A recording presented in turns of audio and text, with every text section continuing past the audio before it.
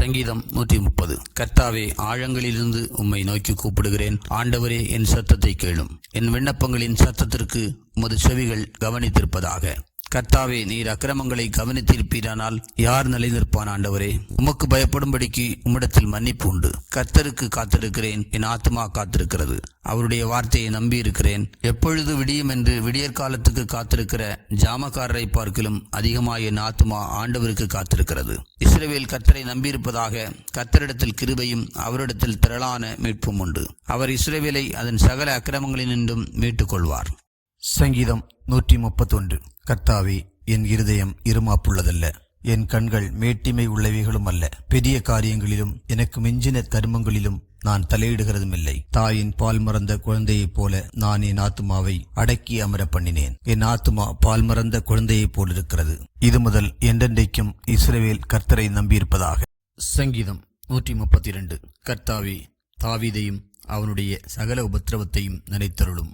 அவன், நான் கர்த்தருக்கு ஒரு இடத்தையும் யாக்கோபின் வல்லவருக்கு ஒரு வாசஸ்தலத்தையும் காணுமட்டும் என் வீடாகிய கூடாரத்தில் பிரவேசிப்பதுமில்லை, என் படுக்கையாகிய கட்டிலின் மேல் ஏறுவதுமில்லை, என் கண்களுக்கு நித்திரையையும் என் இமைகளுக்கு உறக்கத்தையும் வரவிடுவதுமில்லை என்று கர்த்தருக்கு ஆணையிட்டு யாக்கோபின் வல்லவருக்கு பொருத்தனை பண்ணினான். இதோ, நாம் எப்ராத்தாவிலே அதன் செய்தியை கேட்டு வானத்தின் வெளிகளில் அதை கண்டோம். அவருடைய வாசஸ்தலங்களுக்குள் பிரவேசித்து அவர் பாதபடியில் பணிவோம். கர்த்தாவே, உமது வல்லமை விளங்கும் பெட்டியுடன் நீர் உமது தாபர ஸ்தலத்திற்குள் எழுந்தருளும். உம்முடைய ஆசாரியர்கள் நீதியை தரித்து உம்முடைய பரிசுத்தவான்கள் கம்பீரிப்பார்களாக. நீர் அபிஷேகம் பண்ணுவித்தவனின் முகத்தை உமது தாசனாகிய தாவீது நிமித்தம் புறக்கணியாதிரும். உன் கற்பத்தின் கரியை உன் சிங்காசனத்தின் மேல் வைப்பேன் என்றும், உன் குமாரர் என் உடன்படிக்கையையும் நான் போதிக்கும் என் சாட்சிகளையும் காத்து நடந்தால் அவர்கள் குமாரரும் என்றென்றைக்கும் உன் சிங்காசனத்தில் வீற்றிருப்பார்கள் என்றும் கர்த்தர் தாவீதுக்கு உண்மையாய் ஆணையிட்டார். அவர் தவறமாட்டார். கர்த்தர் சீயோனை தெரிந்து கொண்டு அது தமக்கு வாசஸ்தலமாகும்படி விரும்பினார். இது என்றென்றைக்கும் நான் தங்கும் இடம். இதை நான் விரும்பினபடியால் இங்கே வாசம் பண்ணுவேன். அதன் ஆகாரத்தை நான் ஆசீர்வதித்து வருவேன். அதன் ஏழைகளை நான் அப்பத்தினால் திருப்தியாக்குவேன். அதன் ஆசாரியர்களுக்கு இரட்சிப்பை உடுத்துவேன். அதிலுள்ள பரிசுத்தவான்கள் மிகவும் கம்பீரிப்பார்கள். அங்கே தாவீதுக்காக ஒரு கொம்பை முளைக்க பண்ணுவேன். நான் அபிஷேகம் பண்ணிவித்தவனுக்காக ஒரு விளக்கை ஆயத்தம் பண்ணினேன். அவன் சத்துருக்களுக்கு வெட்கத்தை உடுத்துவேன். அவன் மீதிலோ அவன் கிரீடம் பூக்கும் என்றார். சங்கீதம் 133. இதோ, சகோதரர் ஒருமித்து வாசம் பண்ணுகிறது எத்தனை நன்மையும் எத்தனை இன்பமுமானது. அது ஆரோனுடைய சிரசின் மேல் ஊற்றப்பட்டு அவனுடைய தாடியிலே வடிகிறதும் அவனுடைய அங்கிகளின் மேல் இறங்குகிறதுமான நல்ல தைலத்துக்கும் எர்மோன் மேலும் சியோன் பர்வதங்கள் மேலும் இறங்கும் பனிக்கும் ஒப்பாயிருக்கிறது. அங்கே கர்த்தர் என்றென்றைக்கும் ஆசீர்வாதத்தையும் ஜீவனையும் கட்டளையிடுகிறார். சங்கீதம் 134. இதோ, ராக்காலங்களில் கர்த்தருடைய ஆலயத்தில் நிற்கும் கர்த்தரின் ஊழியக்காரரே, நீங்கள் எல்லாரும் கர்த்தரை ஸ்தோத்திரியுங்கள். உங்கள் கைகளை பரிசுத்த ஸ்தலத்திற்கு நேராக எடுத்து கர்த்தரை ஸ்தோத்திரியுங்கள்.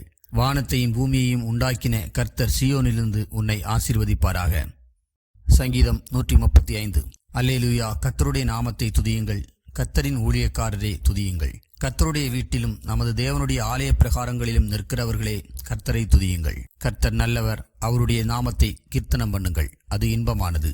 கர்த்தர் யாக்கோபை தமக்காகவும் இஸ்ரவேலை தமக்கு சொந்தமாகவும் தெரிந்து கொண்டார். கர்த்தர் பெரியவர் என்றும் நம்முடைய ஆண்டவர் எல்லா தேவர்களுக்கும் மேலானவர் என்றும் நான் அறிவேன். வானத்திலும் பூமியிலும் சமுத்திரங்களிலும் எல்லா ஆழங்களிலும் கர்த்தர் தமக்கு சித்தமானதை எல்லாம் செய்கிறார். அவர் பூமியின் கடையாந்தரங்களிலிருந்து மேகங்களை எழும்ப பண்ணி மழையுடன் மின்னலையும் உண்டாக்கி காற்றை தமது பண்டசாலைகளிலிருந்து புறப்பட பண்ணுகிறார். அவர் எகிப்திலே மனுஷருடைய தலைப்பிள்ளைகளையும் மிருகத்தின் தலையீட்டுகளையும் அடித்தார். எகிப்து தேசமே, உன் நடுவில் பார்வோன் மேலும் அவனுடைய எல்லா ஊழியக்காரர் மேலும் அடையாளங்களையும் அற்புதங்களையும் அனுப்பினார். அவர் அநேகம் ஜாதிகளை அடித்து பலத்த ராஜாக்களை கொன்று எமோரியரின் ராஜாவாகிய சீகோனையும் பாசானின் ராஜாவாகிய ஓகையும் கானானின் சகல ராஜ்யங்களையும் அழித்து அவர்கள் தேசத்தை தம்முடைய ஜனமாகிய இஸ்ரவேலுக்கு சுதந்திரமாக கொடுத்தார். கர்த்தாவே, உம்முடைய நாமம் என்றைக்கும் உள்ளது. கர்த்தாவே, உம்முடைய பிரஸ்தாபம் தலைமுறை தலைமுறைக்கும் இருக்கும். கர்த்தர் தம்முடைய ஜனத்தின் நியாயத்தை விசாரித்து தம்முடைய ஊழியக்காரர் மேல் பரிதாபப்படுவார். அஞ்ஞானிகளுடைய விக்கிரகங்கள் வெள்ளியும் பொன்னும் மனுஷருடைய கைவேலையுமாயிருக்கிறது. அவைகளுக்கு வாயிருந்தும் பேசாது, அவைகளுக்கு கண்களிலிருந்தும் காணாது, அவைகளுக்கு காதுகளிலிருந்தும் கேளாது, அவைகளுடைய வாயிலே சுவாசம் இல்லை. அவைகளை பண்ணுகிறவர்களும் அவைகளை நம்புகிறவர்கள் யாவரும் அவைகளைப் போல் இருக்கிறார்கள். இஸ்ரவேல் குடும்பத்தாரே கர்த்தரை ஸ்தோத்திரியுங்கள். ஆரோன் குடும்பத்தாரே கர்த்தரை ஸ்தோத்திரியுங்கள். லேவி குடும்பத்தாரே கர்த்தரை ஸ்தோத்திரியுங்கள். கர்த்தருக்கு பயந்தவர்களே கர்த்தரை ஸ்தோத்திரியுங்கள். எருசலேமில் வாசம் பண்ணுகிற கர்த்தருக்கு சீயோனிலிருந்து ஸ்தோத்திரம் உண்டாவதாக. அல்லேலூயா. சங்கீதம் 136. கர்த்தரை துதியுங்கள், அவர் நல்லவர், அவர் கிருபை என்றும் உள்ளது. தேவாதி தேவனை துதியுங்கள், அவர் கிருபை என்றும் உள்ளது. கர்த்தாதி கர்த்தரை துதியுங்கள், அவர் கிருபை என்றும் உள்ளது. ஒருவராய் பெரிய அதிசயங்களை செய்கிறவரை துதியுங்கள், அவர் கிருபை என்றும் உள்ளது. வானங்களை ஞானமாய் உண்டாக்கினவரை துதியுங்கள், அவர் கிருபை என்றும் உள்ளது. தண்ணீர்களுக்கு மேலே பூமியை பரப்பினவரை துதியுங்கள், அவர் கிருபை என்றும் உள்ளது. பெரிய சுடர்களை உண்டாக்கினவரை துதியுங்கள், அவர் கிருபை என்றும் உள்ளது. பகலில் ஆள சூரியனை படைத்தவரை துதியுங்கள், அவர் கிருபை என்றும் உள்ளது. இரவில் ஆள சந்திரனையும் நட்சத்திரங்களையும் படைத்தவரை துதியுங்கள், அவர் கிருபை என்றும் உள்ளது. எகிப்தியருடைய தலைச்சன்களை சங்கரித்தவரை துதியுங்கள், அவர் கிருபை என்றும் உள்ளது. அவர்கள் நடுவிலிருந்து இஸ்ரவேலை புறப்பட பண்ணினவரை துதியுங்கள், அவர் கிருபை என்றும் உள்ளது. பலத்த கையினாலும் ஓங்கிய புயத்தினாலும் அதை செய்தவரை துதியுங்கள், அவர் கிருபை என்றும் உள்ளது. சிவந்த சமுத்திரத்தை இரண்டாக பிரித்தவரை துதியுங்கள், அவர் கிருபை என்றும் உள்ளது. அதன் நடுவே இஸ்ரவேலை கடந்து போக பண்ணினவரை துதியுங்கள், அவர் கிருபை என்றும் உள்ளது. பார்வோனையும் அவன் சேனைகளையும் சிவந்த சமுத்திரத்தில் கவிழ்த்து போட்டவரை துதியுங்கள், அவர் கிருபை என்றும் உள்ளது. தம்முடைய ஜனங்களை வனாந்திரத்தில் நடத்தினவரை துதியுங்கள், அவர் கிருபை என்றும் உள்ளது. பிரபலமான ராஜாக்களை அழித்தவரை துதியுங்கள், அவர் கிருபை என்றும் உள்ளது. எமோரியரின் ராஜாவாகிய சீகோனை அழித்தவரை துதியுங்கள், அவர் கிருபை என்றும் உள்ளது. பாசானின் ராஜாவாகிய ஓகை அழித்தவரை துதியுங்கள், அவர் கிருபை என்றும் உள்ளது. அவர்கள் தேசத்தை சுதந்திரமாக தந்தவரை துதியுங்கள், அவர் கிருபை என்றும் உள்ளது. அதை தம்முடைய தாசனாகிய இஸ்ரவேலுக்கு சுதந்திரமாகவே தந்தவரை துதியுங்கள், அவர் கிருபை என்றும் உள்ளது. நம்முடைய தாழ்வில் நம்மை நினைத்தவரை துதியுங்கள், அவர் கிருபை என்றும் உள்ளது. நம்முடைய சத்துருக்களின் கையிலிருந்து நம்மை விடுதலை பண்ணினவரை துதியுங்கள், அவர் கிருபை என்றும் உள்ளது. மாம்ச தேகமுள்ள யாவுக்கும் ஆகாரம் கொடுக்கிறவரை துதியுங்கள், அவர் கிருபை என்றும் உள்ளது. பரலோகத்தின் தேவனை துதியுங்கள், அவர் கிருபை என்றும் உள்ளது. சங்கீதம் 137. பாபிலோன் ஆறுகள் அருகே நாங்கள் உட்கார்ந்து அங்கே சீயோனை நினைத்து அழுதோம். அதன் நடுவில் இருக்கும் அலரிச் செடிகளின் மேல் எங்கள் கிணறங்களை தூக்கி வைத்தோம். எங்களை சிறைப்பிடித்தவர்கள் அங்கே எங்கள் பாடல்களையும் எங்களை பாழாக்கினவர்கள் மங்கள கீதத்தையும் விரும்பி சீயோனின் பாட்டுகளில் சிலதை எங்களுக்கு பாடுங்கள் என்று சொன்னார்கள். கர்த்தரின் பாட்டை அந்நிய தேசத்தில் நாங்கள் பாடுவதெப்படி?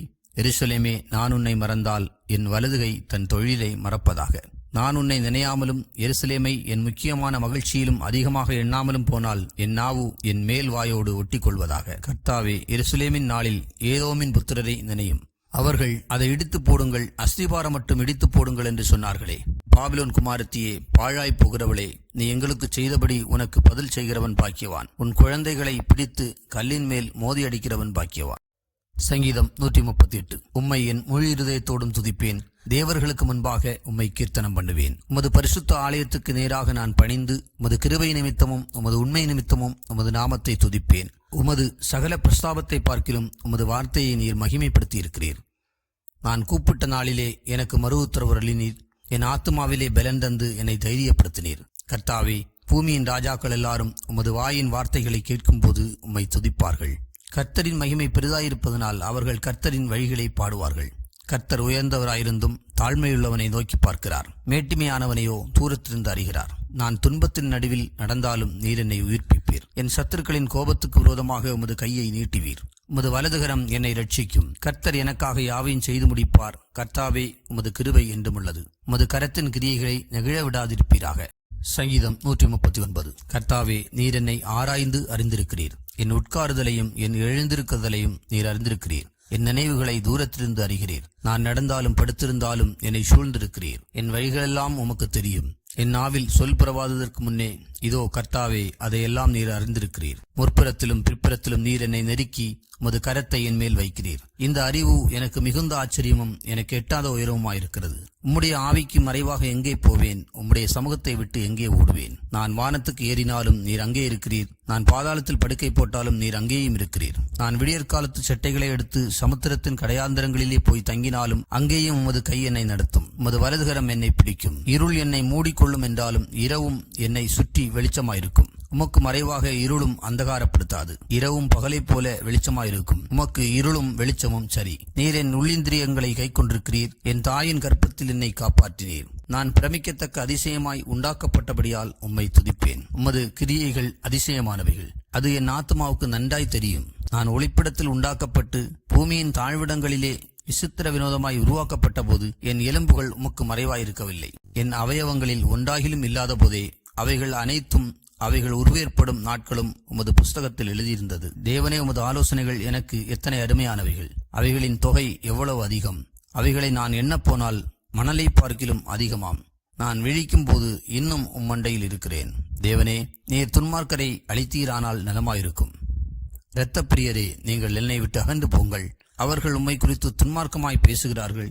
உம்முடைய சத்துருக்கள் உமது நாமத்தை வீணாய் வழங்குகிறார்கள். கர்த்தாவே, உம்மை பகைக்கிறவர்களை நான் பகையாமலும் உமக்கு விரோதமாய் எழும்புகிறவர்களை அருவருக்காமலும் இருப்பேனோ? முழு பகையாய் அவர்களை பகைக்கிறேன். அவர்களை எனக்கு பகைஞராக எண்ணுகிறேன். தேவனே, என்னை ஆராய்ந்து என் இருதயத்தை அறிந்து கொள்ளும். என்னை சோதித்து என் சிந்தனைகளை அறிந்து கொள்ளும். வேதனை உண்டாக்கும் வழி என்னிடத்தில் உண்டோ என்று பார்த்து நித்திய வழியிலே என்னை நடத்தும். சங்கீதம் 140. கர்த்தாவே, பொல்லாத மனுஷனுக்கு என்னை தப்புவியும், கொடுமை உள்ளவனுக்கு என்னை விலக்கி இரட்சியும். அவர்கள் தங்கள் இருதயத்தில் பொல்லாப்புகளை சிந்தித்து யுத்தம் செய்ய நாள்தோறும் கூட்டம் கூடுகிறார்கள். சர்ப்பத்தைப் போல் தங்கள் நாவை கூர்மையாக்குகிறார்கள். அவர்கள் உதடுகளின் கீழ் விரியன் பாம்பின் விஷம் இருக்கிறது. கர்த்தாவே, துன்மார்க்கனுடைய கைகளுக்கு என்னை நீங்களாக்கி கொடியவனுக்கு என்னை விலக்கி இரட்சியும். அவர்கள் என் நடைகளை கவிழ்க்க பார்க்கிறார்கள். அகங்காரிகள் எனக்கு கண்ணியையும் கயிறுகளையும் மறைவாய் வைக்கிறார்கள். வழியோரத்திலே வலையை விரித்து எனக்கு சுருக்குகளை வைக்கிறார்கள். நான் கர்த்தரை நோக்கி, நீர் என் தேவன் என்றேன். கர்த்தாவே, என் விண்ணப்பங்களின் சத்தத்துக்கு செவிகொடும். ஆண்டவராகிய கர்த்தாவே, என் இரட்சிப்பின் பலனே, யுத்த நாளில் என் தலையை மூடினீர். கர்த்தாவே, துன்மார்க்கருடைய ஆசைகள் சித்தியாதபடி செய்யும். அவன் தன்னை உயர்த்தாதபடி அவனுடைய யோசனையை நடந்தேற ஒட்டாதையும். என்னை வளைந்து கொள்ளுகிறவர்களுடைய உதடுகளின் தீவினைகள் அவர்கள் தலைகளையே மூடுவதாக. நெருப்பு தழல் அவர்கள் மேல் விழுவதாக. அக்கினியிலும் அவர்கள் எழுந்திருக்கக்கூடாத படுகொழிகளிலும் தள்ளப்படுவார்களாக. பொல்லாத நாவுள்ளவன் பூமியிலே நிலைப்பதில்லை. கொடுமையான மனுஷனை பறக்கடிக்க பொல்லாப்பு அவனை வேட்டையாடும். சிறுமையானவனின் வழக்கையும் எளியவர்களின் நியாயத்தையும் கர்த்தர் விசாரிப்பார் என்று அறிவேன். நீதிமான்கள் உமது நாமத்தை துதிப்பார்கள். செம்மையானவர்கள் உமது சமூகத்தில் வாசம் பண்ணுவார்கள்.